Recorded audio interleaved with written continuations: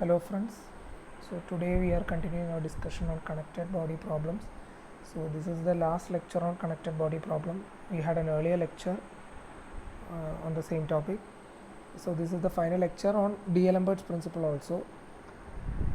So the question goes like, two rough planes inclined at 30 degree and 15 degree to horizontal and of the same height are placed back to back. Two bodies of masses 15 and 5 kilogram are placed on the faces and connected by a string of the top of the planes. If mu equal to 0.3, find from the fundamentals the resulting acceleration. So the question, please refer the question, thoroughly study the question, because in the question figure is not supplied. So my request is always, and especially for mechanics, always keep a pen and paper ready with you so that you can draw by yourself. Make it a habit. Never read and study, always write and study, especially for mechanics. So the figure is like this: 15 kilogram block over on the left side with an inclination of 30 degree, 5 kilogram block on the right side with an inclination of 15 degree. So we'll go by our rules, that is we need to have 3 steps basically for solving any connected body problem.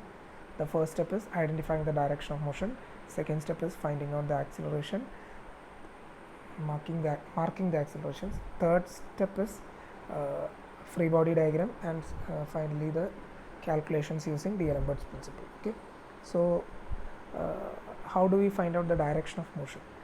Here the question, in the question, direction of motion is not specified completely actually, but actually we can find out from this question.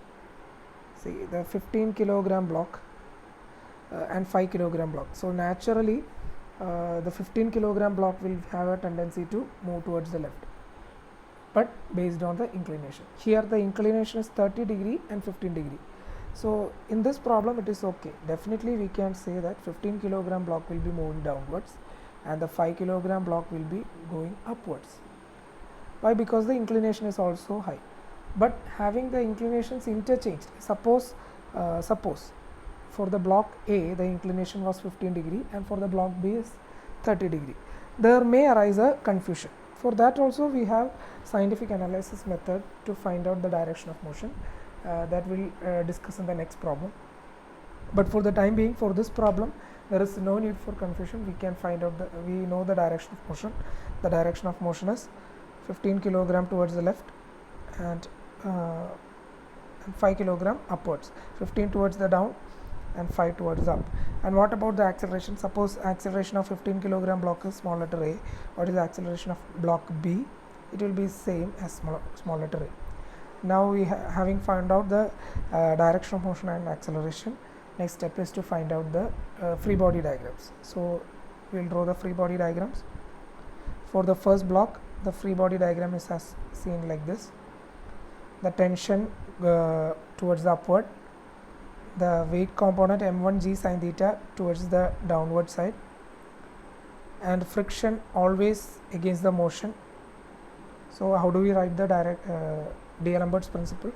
m1g sin theta minus t minus mu r equal to m into a.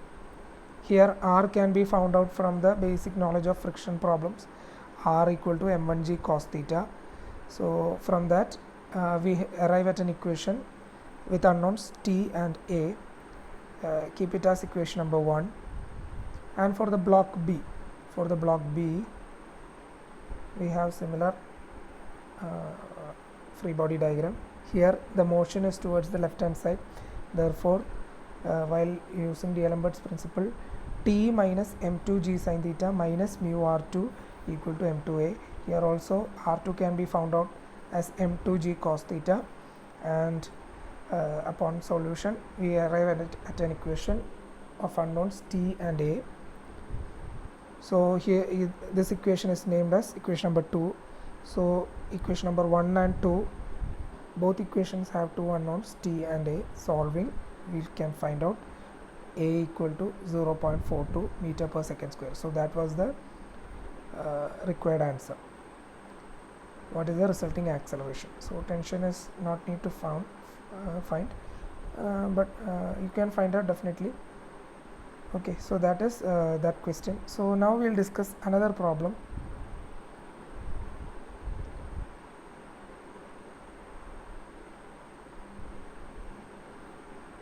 we'll discuss one more problem from this from this portion. So this actually is a last year's KTU question. So that is also a little bit tricky question also. So but it is very simple. Now that you know all the concepts, it is very simple for you. So a block of mass m1 resting on an inclined plane. Actually the figure was given in the question, so let us look at the figure itself. A block of mass m1 resting on an inclined plane is connected by a string and pulleys to another block of mass m2 as shown in figure. Find the tension in the string and acceleration of the blocks. Assume coefficient of friction between blocks m1 and plane to be 0.2, m1 equal to 1500, m2 equal to 1000 Newton, angle of inclination equal to 45 degree. So this is the question. Please thoroughly study the question. So first things first, how do we start? We need to identify the direction of motion. So we'll think what is the direction of motion. m1 has a mass of 1500, m2 has a mass of 1000 Newton. So can we specify the direction of motion? One may think that since m1 equal to 1500, which is greater than m2, it can move downwards, but we cannot be sure of that because there is an inclination. First of all, the m1 is not directly downwards, it is at an inclination, and the second thing, there is a frictional force which is opposing the motion. So we are not sure about the direction of motion. So we need to find out the direction of motion much more scientifically.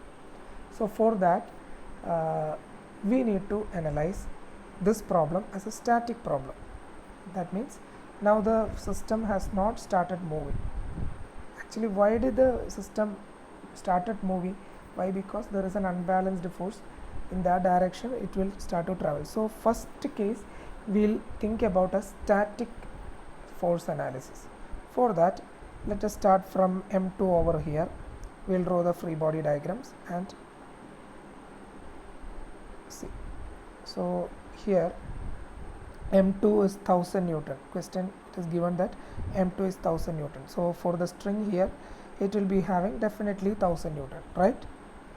And this 1000 Newton is shared upon by the two limbs of the string, right?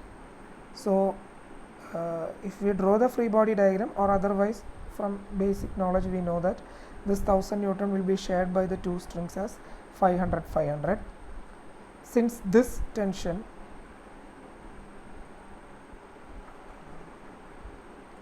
the tension is same over here and here, so here the same 500 Newton will be there on the string here. Okay. So up to here it is okay. And now for block m1, it has actually a mass of 1500 Newton. It is acting vertically downwards, and it can be resolved into components. 1500 cos 45, because this angle is 45 degree, 45. So 1500 cos 45, that is 1060.66 towards the perpendicular to the plane, and 1060.66 Newton parallel to the plane. Okay, so here considering the static, and also one more force is actually there, which is the frictional force on block m1. But the problem about frictional forces, how about friction? Friction is always towards the direction opposite to the motion. But the problem here is we need to find out the direction of motion. So after that only we can fix the direction of friction, right? So what we do is we take both cases for the friction. So here, considering static condition, considering block m1, we take case 1 as friction towards downwards. That is, we take friction towards the downward side as one case, and friction towards the right hand side, upward side, as the second case. Okay, so friction towards the downward, we'll keep it in the left side. So what is the net force to the upward direction? Consider the block m1 only. Consider the block m1 only. Now that friction is moving downwards only. Okay, so I'll remove other things.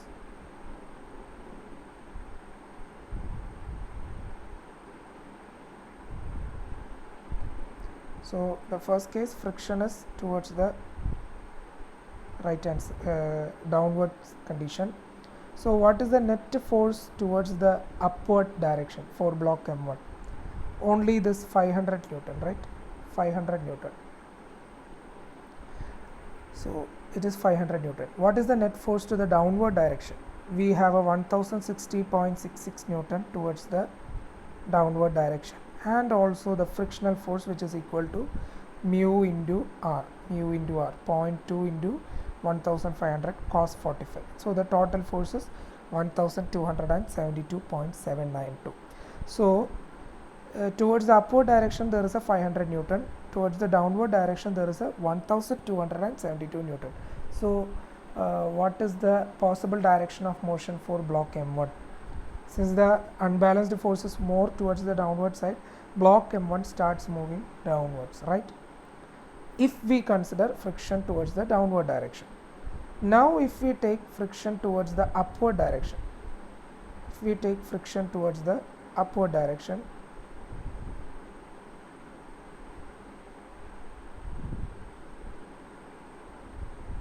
friction towards upward direction, let us see what are the net upward forces. Here now if we take friction towards the upward direction, the upward net force will be equal to 500 plus frictional force, 500 plus mu r, 500 plus 1500 cos 45 into 0.2, that will be 712.132. What will be the net downward force? There will be a 1060.66 Newton towards the downward side, this force, right? So 1060 point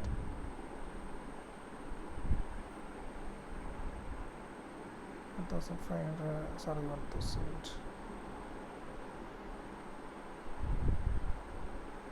Actually I have written it wrong here.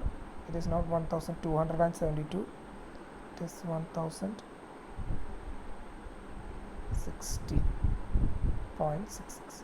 so in any case, what about the upward force 712 and the downward force is 1060.66? so which is more? Downward force. So definitely block M1 will be moving downwards. Okay, so if we consider both cases, the motion will be towards the downward side. So we have fixed the direction of motion now. Okay, block M1 moves downwards and block M2 definitely, therefore now it will be moving upwards. So now we have fixed the direction of motion. So we draw here the direction of motions. Now what is our next step? Our next step is to identify the acceleration. Suppose block M1 moves with an acceleration of small letter a. What will be the acceleration of M2? Here we have to identify, think about the couple of problems earlier. We did the same concept, that is, suppose for this object M2, let us consider M2 only. M2 is moving upwards, right? So suppose M2 is moving from a position here to here to here, so that the distance is small letter x. So M2 has travelled a distance of small letter x. But how much has the string travelled? String travelled, the left hand limb and the right hand limb of the string has travelled an equal distance of x. Therefore the total distance covered by the string will be 2 times x, right? So how much amount M1 has moved equal to 2x. That is, if M2 has moved a distance of x, for the same time M1 will be traveling a distance of 2x, right? Therefore if M1's acceleration is a, M2's acceleration will be half of that only, because M2 hasn't travelled as much as M1. Therefore M2's acceleration will be a by 2 only. Okay, hope this is clear. The same argument we had applied in an earlier problem, so please refer that also if you have any confusion. Okay. We here have the acceleration small letter a and a by 2. So now we have the direction of motion and accelerations. Now we can apply the free body diagrams and solve. Okay, so for the pulley, let us see. If one limb has a tension of T, the other limb also has a tension of T. Therefore, 2T equal to 1000, right? 2T equal to 1000. 2T equal to 1000. So, applying D'Alembert's principle, the net upward force equal to 2T, net downward force equal to 1000, and the acceleration is towards the upward side. Therefore, 2T minus 1000 equal to 1000 divided by 9.81 into a by 2, mass into acceleration. I hope this is clear. 2T minus 1000 equal to 1000 minus 1000 by 9.81 into a by 2. So that upon simplifying we'll arrive at an equation like this, that you name it as equation number 1. And for block M1,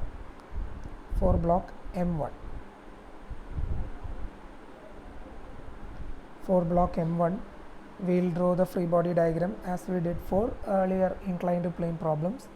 Tension T is moving upwards, 1500 sin 45 towards the downward side. The frictional force 0.2 into 1500 cos 45 towards the upward direction. Acceleration towards the downward direction. And solving, we will get another equation in T and A. Solving the two equations, we will arrive at A equal to 1.954, A by 2 equal to 0.977, and T equal to 549.751 newtons. Okay, so hope this much is clear for you. So we are concluding our discussion on D'Alembert's principle. If you have any doubts, please let me know, or please put a comment on the video, or personally inform me. Okay, so thank you. Please study well for the exams. Thank you.